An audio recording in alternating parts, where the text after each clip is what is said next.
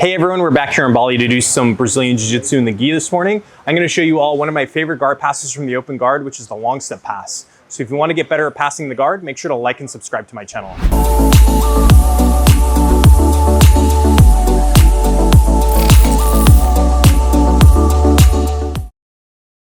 Okay, so when working on like really specific attacks from side control, I'm going to show you guys how I like to get into that position to start working on this choke, but it's going to start with a guard pass, okay? So there's a couple different ways we can approach passing guard. I do different passes to my right than I do to my left, okay? A lot of people have symmetrical games, mine's not. It's just the way my brain works. For me, it makes more sense to go one side or and different passes to the other. Also dictating on what his strong suits are in his passing, okay? We'll get to that much later.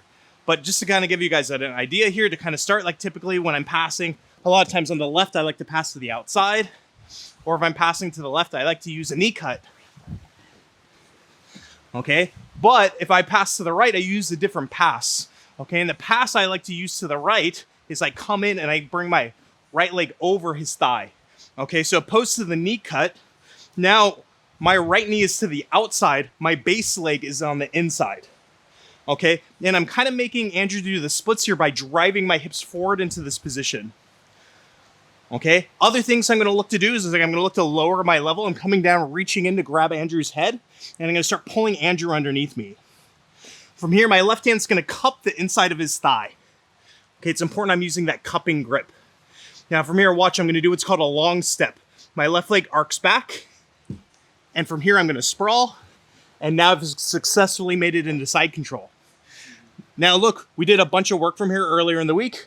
It's really easy from here to reach up, grab 4 fingers inside the collar, and now here's my choke waiting for me as I come around into the pinning position. So again, as we kind of advance our position here, we're looking to pass. I'm going to circle more towards the right. So again, because I'm going to the right, my guard passing changes. Okay, so from here I'm going to step in, right leg comes over, right hand reaches under his head, and I pull Andrew in towards me. Now from here, left hand's gonna C-cup the inside of his thigh. I'm gonna long step. And if you guys notice as I long step, my hips don't touch the floor.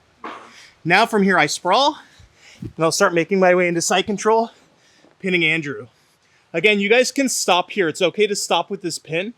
If you guys want more, just add the choke. Left hand comes under, 4 fingers inside the collar, right hand goes to the collar as well. I flare that elbow open to finish the choke. Do it one more time a little bit faster. So again, we're coming in, step, long step, and I finish my choke. Okay, let's try it, 1, 2. Okay, so a couple of things that I'm seeing from you guys is just gonna make this move feel better for you and some things to look out for, okay? Remember, I always wanna create an angle when I do anything. So much of jiu-jitsu is about alignment. Okay, if we're in alignment with each other, the bigger, stronger person has the advantage always. But if I can create misalignment with my opponent, where I have the upper hand in the angle, now I have the advantage, right? And taking away from his strength, his power. So there's something very subtle I'm doing at the start here, and it's getting offline with him. I don't want to stay down the sights of his guard, because this is where all his submissions lie.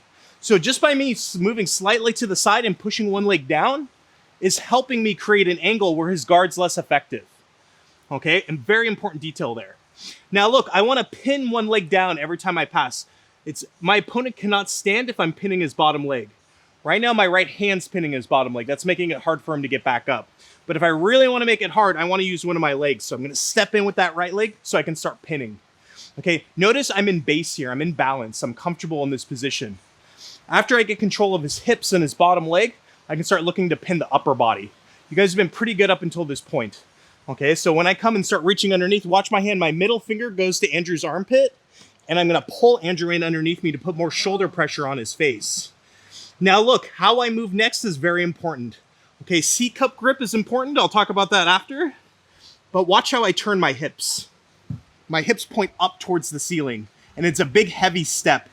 Now from here, I'll sprawl, okay? So, why is that important? What I'm seeing from you guys is crossing your legs to move out of the position. Now, let's say I'm here with Andrew, and I start crossing to get out, and Andrew bridges, bridge towards me. Yeah, you're trying to push me off. Yeah, keep going, keep going, keep going. Boom. I'm out of balance where he can reverse me. Okay? So if I long step and Andrew tries to bridge, it's a much different situation. So if I come here, boom, I catch, pull, now try to bridge me off. Good, try to bridge me off, go.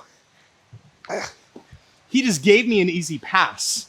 And it's because I turn those hips up.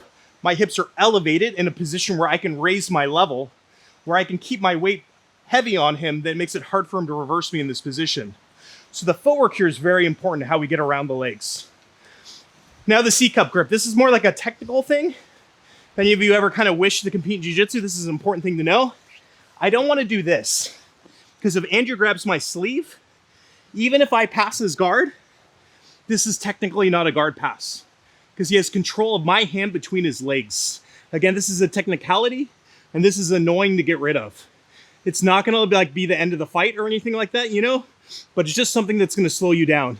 So to clear the traffic, I use the C-cup grip. It's just a little bit more convenient, and it'll save you time, okay? It's just an annoying thing that you have to get out of the way otherwise to score your points. Okay, so depending on your purpose of jiu-jitsu, if you're everything about competing, or you want to submit the person quickly, that sleeve can be annoying. We got to get it out of the way. Make sense? All right, back to it. Let's go.